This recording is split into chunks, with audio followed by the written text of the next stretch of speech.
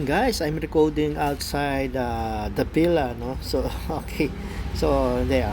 Basically, I'm enjoying this real estate tokenization. So, nagkaroon ako ng interest of you can become simply a buyer on an agent, okay? On that own tokenized real estate, no? So, you can become a digital real estate agent.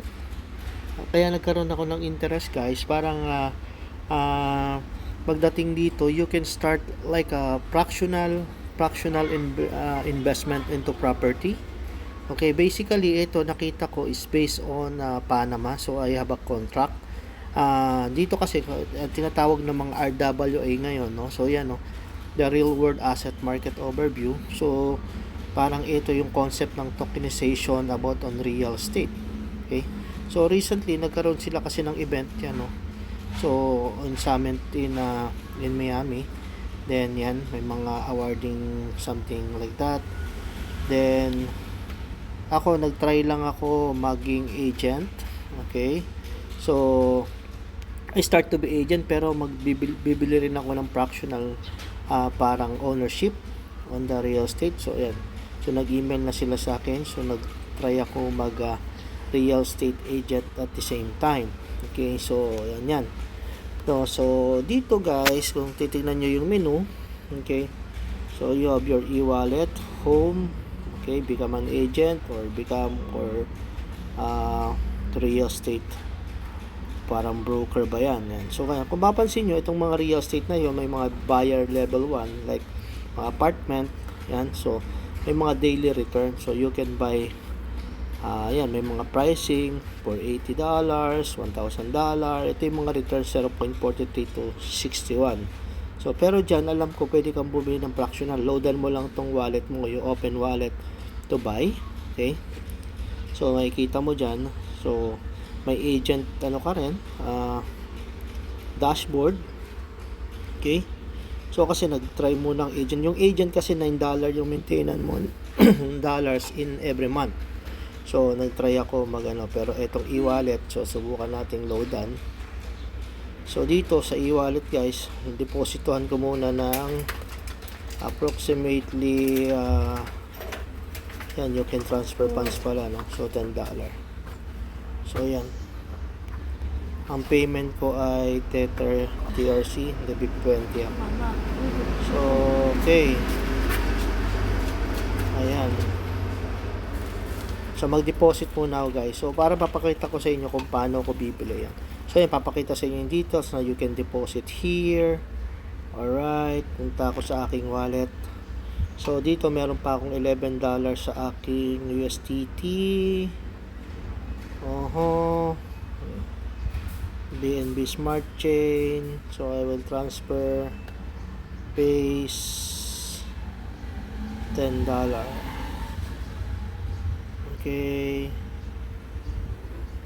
$10. So now I'm transferring into my wallet. Okay, so na-loadan ko na to. So abangan ko lang mag-posting yung payment natin here sa wallet natin. Okay, alright, so yan, so tingnan natin kung yan may pondo na. Okay, so nandyan na is may fund na tayo. Okay, meron na akong $10 dyan. Then what I gonna do, so kanina kasi nag-register ako as an agent, but this time I want to be a buyer. Click lang yung buyer. So buyer tayo ngayon, this time buyer tayo. Start investing in real estate from just $10 on 9 plus property types. Okay, so ayan yung naka-indicate dito. It's experience secure and transparent real estate transaction 24/7 in the blockchain, no? Ito So yan. Yan, so for buyers, so start investing na. So I'll try to start investing. So yun, ito yung real estate, itong apartment in Miami, So minimum may $10. So ito may mga minimum siya from buy or ganyan. So I have wallet na. So I don't have asset. Tingnan ko. Click ko yung asset ko. So wala pa akong in-invest, no? Okay? Saka yung magiging profit. Okay? So ayan, no? So Profit statistic, all properties. So, ito yung mga properties. Wala pa akong na-invest na isa. Okay, so yan. So, let's see how. So, try natin tong apartment, Miami. Yan, so okay. So, okay, balikan natin.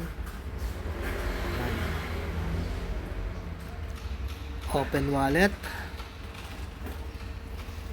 Deposit. Okay, deposit yan. Transfer. Okay, add funds. My asset.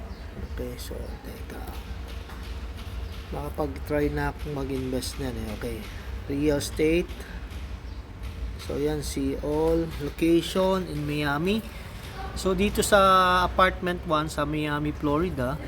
So, ang per day nito is 0.3 to 0.52 a day, no?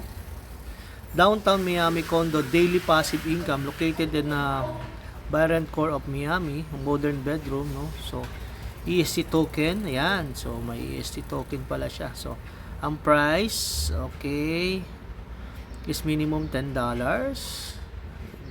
May token issue, may token sold, ganyan, yun. Pero hindi ko pa naintindihan, guys.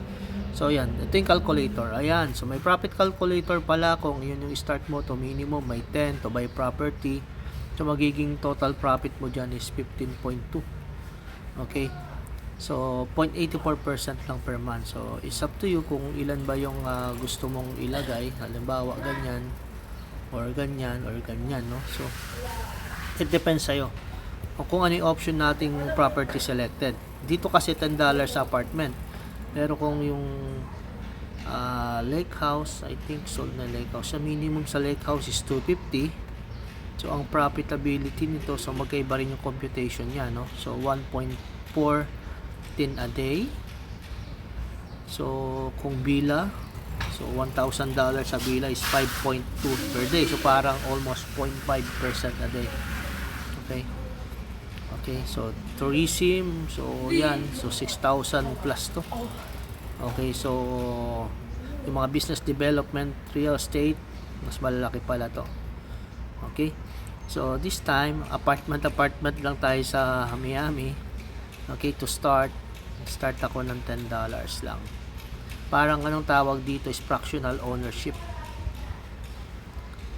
Yan. Then $10 manggagaling sa e-wallet ko, 'di ba? Na-loadan ko na. Okay, na-loadan ko na 'yan. 520 yun Alam ko may load na 'to, 'yan.